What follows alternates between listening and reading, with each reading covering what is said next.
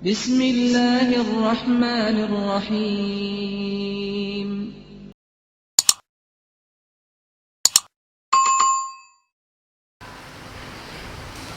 Setiap hidup kita, masing-masing dari kita sekalian pasti disibukkan dengan sesuatu.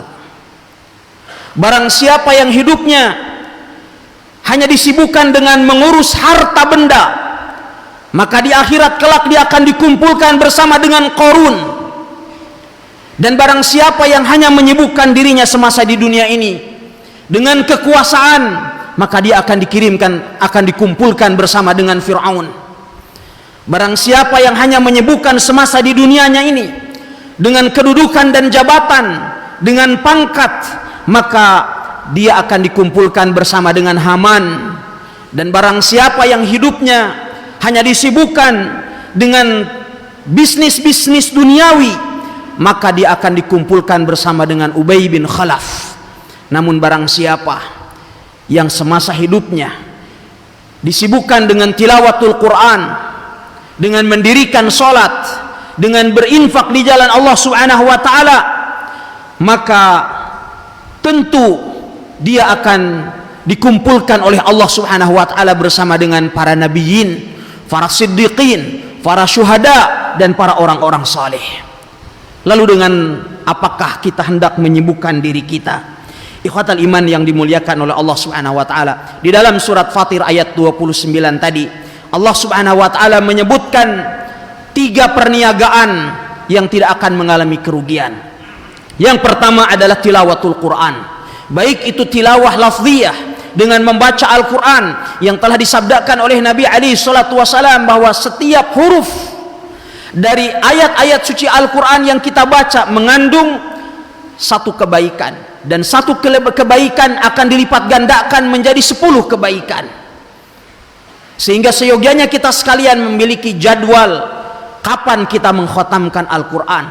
Apakah kita akan mengkhatamkannya dalam 3 hari, 7 hari, 1 bulan, 40 hari, atau waktu-waktu yang lain? Boleh kita tentukan, boleh kita pilih. Sebagaimana kita sekalian seyogianya kita memiliki target khatmah tadaburiyah, memiliki target kapan kita akan mengkhatamkan Al-Quran dengan pentadaburan.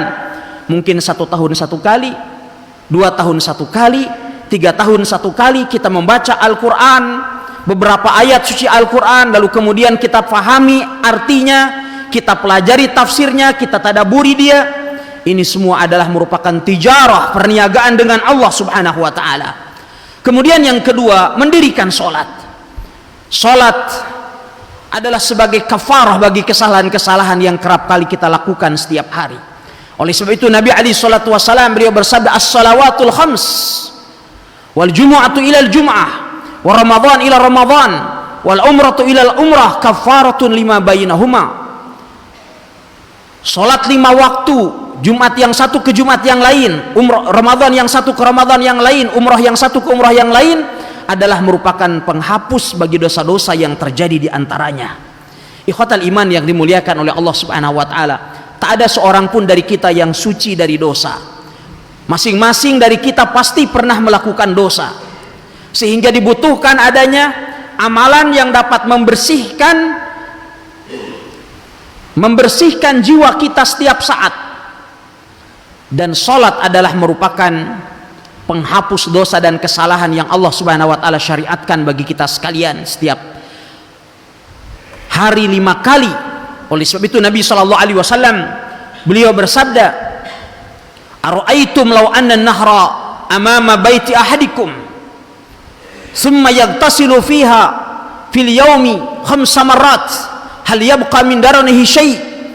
Apabila ada sebuah sungai yang mengalir, airnya bening di hadapan rumah salah seorang di antara kalian, lalu kemudian dia mandi di sungai tersebut 5 kali sehari, apakah akan ada kotoran yang menempel pada tubuhnya? Para sahabat saat itu kemudian menjawab, la yabqa min daranihi syai' ya Rasulullah, tentu saja tidak akan ada daki atau kotoran yang menempel pada tubuhnya karena dia mandi 5 kali sehari. Kemudian Rasulullah SAW beliau bersabda, wa kadzalika shalawatul khams yamhullahu bihinnal khataya. demikianlah perumpamaan solat 5 waktu, Allah akan menghapuskan dengannya kesalahan-kesalahan umat manusia. Ikhwatal iman yang dimuliakan oleh Allah Subhanahu wa taala. Demikian juga bisnis yang ketiga yang disebutkan oleh Allah Azza wa Jalla di dalam surat Fatir ayat 29 tadi, berkenaan dengan infak dan sedekah di jalan Allah Subhanahu wa taala. Memiliki fadilah dan keutamaan yang sangat besar. Bahkan Allah Subhanahu wa taala di dalam surat Al-Baqarah menyebutkan bahwa mereka yang berinfak di jalan Allah Azza wa Jalla akan dilipat gandakan pahalanya menjadi 700 kebaikan. Sungguh merupakan sebuah fadilah dan keutamaan yang sangat besar. Terlebih manakala infak tersebut kita keluarkan di 10 hari awal dari bulan Zulhijjah.